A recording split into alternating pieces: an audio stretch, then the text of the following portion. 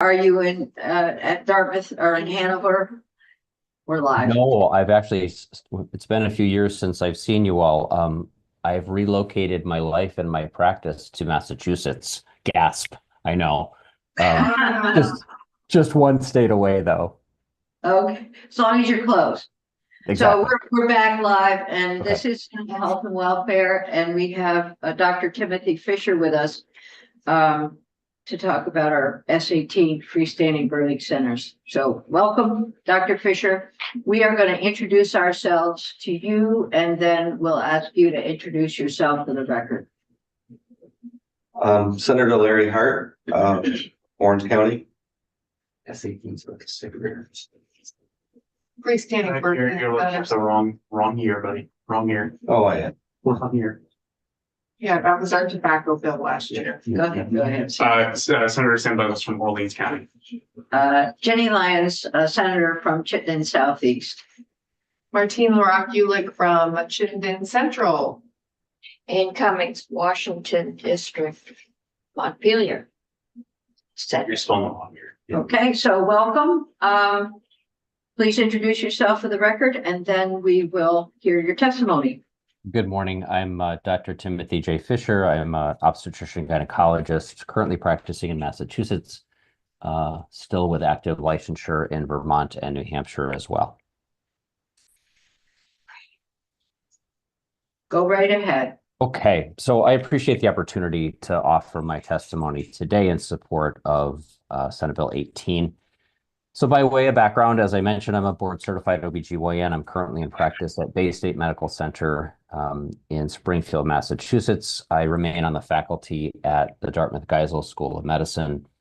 I'm the former medical director from 2016 to 2023 of NEPQUIN, the Northern New England Perinatal Quality Improvement Network, which is a voluntary consortium of over 50 healthcare organizations and professional societies, including all the birthing facilities in Vermont and New Hampshire. For 10 years, I was in practice in Keene, New Hampshire, where I had a close collaborative relationship with midwives from the Monadnock Birth Center in Swansea, New Hampshire, as well as the Birth Cottage in Milford, New Hampshire. I've served in an advisory capacity to the owners of the recently opened Gentle Landing Birth Center in Hanover, New Hampshire. Finally, I've worked closely with midwives and their clients receiving full scope maternity care at birth centers, and through our work at NEPQUIN, developed models for interdisciplinary quality improvement, as well as processes to optimize effectiveness, safety, and efficiency of consultation, referral, and transfers. Finally, I've contributed as a co-author on several peer-reviewed publications related to collaboration between community-based midwives and hospital-based obstetricians. So that's a little bit of my background. Thank you for indulging me with that.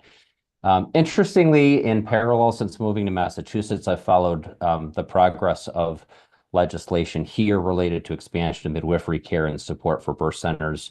I thought I would bring to your attention, including a recently passed piece of legislation, an act promoting and enhancing the sustainability of birth centers and the midwifery workforce.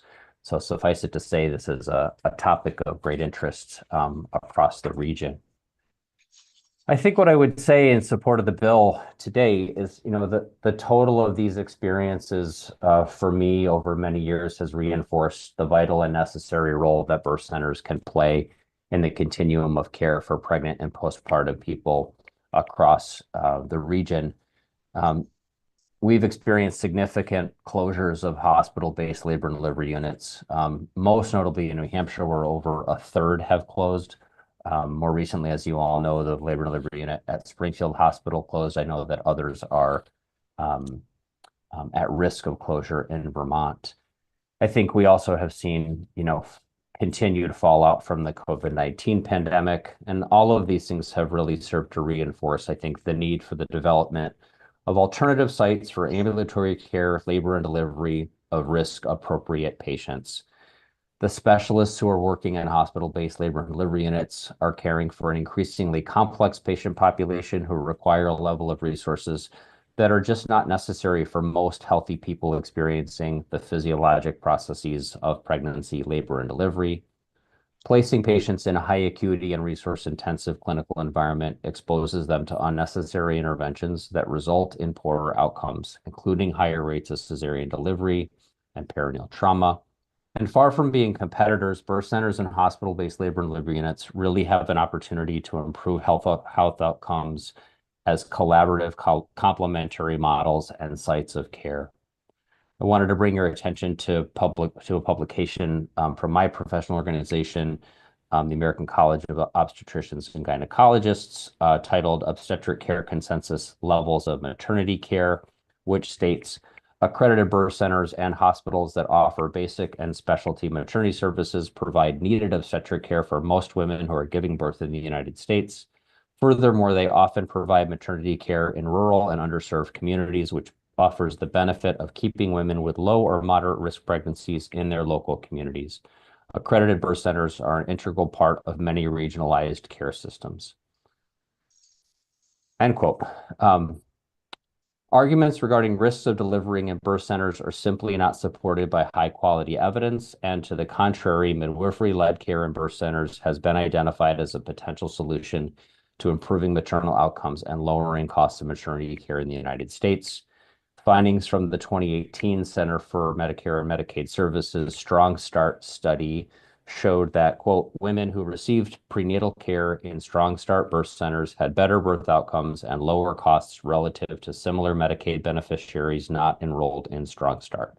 Rates of preterm birth, low birth weight, and cesarean section were lower among birth center participants, and costs were more than $2,000 lower per mother-infant pair during birth and in the following year.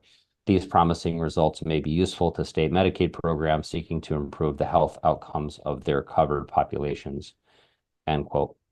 So I think in summary, as a public health intervention and a means of responsible stewardship for precious healthcare resources, I would strongly encourage you to approve this piece of legislation with its provisions to clear a path for the development of freestanding birth centers in Vermont, including establishing a licensing structure and requiring coverages for services under health insurance plans without being subject to an onerous certificate of need review. Thank you for your consideration, and I'd be happy to answer questions. Well, thank you very much. That's very clear. You sent us your background information. If you don't mind sending your testimony into Kiki, and then we'll post it because it's very helpful and informative. Already done. But thank you. Okay, thank you. Questions from Senator Gulick has a question. Please. Thank you very much, Dr. Fisher. I'm the lead sponsor on the bill, so it's certainly something that is near and dear. I just wanted to ask you a question. I don't think it's secret that our hospitals in Vermont are struggling at the moment. And I know that you mentioned, and we've heard a few times, that OBGYN programs in many hospitals are closing or at risk. And I'm wondering, because there's a sense, and it could be a false narrative, but there's a sense that birthing centers are actually, possibly causing or part of the cause of these closures. And I'm wondering if you see that as the case, or if that's, because then we also hear that they actually all work together in concert. So just wanted to flesh that out a little bit more. It's a great question, Senator. And without having data right in front of me, the percentage of births in both Vermont and New Hampshire that occur outside of the hospital setting, while they're some of the highest in the country, believe it or not, they're still pretty low.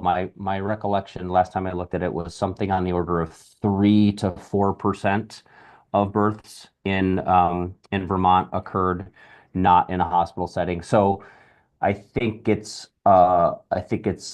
a difficult argument to make that that's what's contributing primarily to hospital closures. And since you asked, this is something that we studied really in great depth in New Hampshire. And I think what we found as we looked into the reasons for closure of labor and delivery units, at least in New Hampshire, kind of boiled down to a few things. One, and I think the most significant one, is that cost of care and cost of the resources that you need to provide that care, particularly the fixed costs, really exceed what hospitals can receive from payers to do that work. That first and foremost, that's really clear. And to be fair, delivering babies in hospitals requires a lot of resources, whether you're delivering 100 or 200 or 500. And at some point, hospitals reach a tipping point, right, where they just can't make up for that deficit. I think most hospital administrators, I think, are well-intentioned and really would like to keep those services available in their communities. But at some point, it becomes a loss leader to the point where they just can't keep the lights on. Workforce issues are certainly a factor, right? And maintaining a competent and trained workforce to deliver those services was another factor that we heard a lot about. And with that, concerns about safety and quality. And while I think it's important to have those conversations and look at that issue, I worry sometimes that we subject maternity services to a different level of scrutiny, perhaps, than other kinds of clinical services that are performed routinely in community hospitals. I mean, I think most people know that if you live in Springfield, Vermont, and you go to Springfield Hospital, they don't have the same suite of services as does Dartmouth-Hitchcock or UVM Medical Center, right? Having said that, part of this conversation, I think, is about developing and thinking about maternity services as a continuity of care, right? And a system of care that can start in a birth center, that can move to a community hospital, that can move to a tertiary center. And this model is really well established throughout most of Western Europe, where many, not quite a majority, but many babies are born either in the home setting or in a birth center setting. So there are models out there that we could look at. And I think, I'm always cheering for Vermont. I sort of feel like if anyone can do it, Vermont could do it. Yay, thank you. Terrific. Other questions? Go ahead. Thank you, Dr. Fisher. A question about C-sections that I have for you. On average, what percentage of births are C-section versus vaginal? Sure. So depends on where. Unfortunately, the number is going higher and not lower. Overall, the cesarean section rate in the United States is upwards of 30% now. So fully, 1 in 3 pregnancies are delivered via cesarean. You then have to break that down between what percentage of people are having a cesarean section with their first pregnancy versus repeat cesarean sections. So you can get into the weeds a little bit about slicing and dicing those data. Rates of primary. So to be clear, again, appropriate risk stratification is really important as we think about who would be eligible for birth center care. And certainly people who have had multiple previous cesarean sections, for example, would not be eligible for care in birth centers.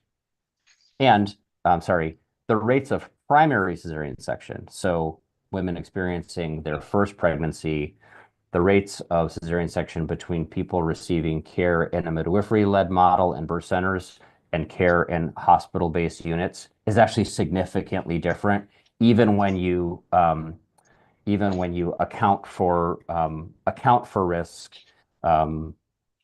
There's a significantly higher risk of cesarean section in hospitals. Okay. Good with that? Do you have another? Any other questions for Dr. Fisher? Okay. Thank you for your testimony and being Thank you available. all. Of course. And, yeah. Take care. You too. Bye. All right. Well, we have 10 minutes before our next person comes in.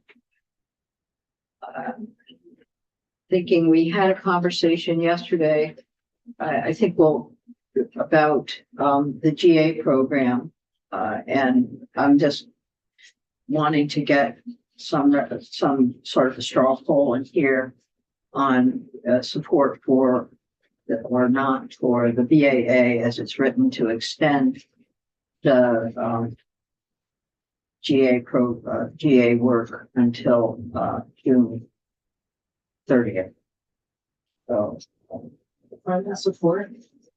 It's fine. Okay, you feel, Yeah, you're not in support? not And sent any other plan. good. On the GA program, Senator Bartlett. You and I talked about it. Mental health. You're okay with it. All right. That's good. So I will carry that, down to appropriations this afternoon. And you have a reason, or do you have it Well, expressed or not? You don't have to. I think I just want to have some more general conversation about it, Yeah, we will. but Okay. Got it. I'm not at the rubber stamp stage. yet. Yeah, no, okay. All right, so good. So we're gonna just take a short break until 10:30 when Katie is coming in, and we're going to go, and Rebecca White, Senator White will be coming in on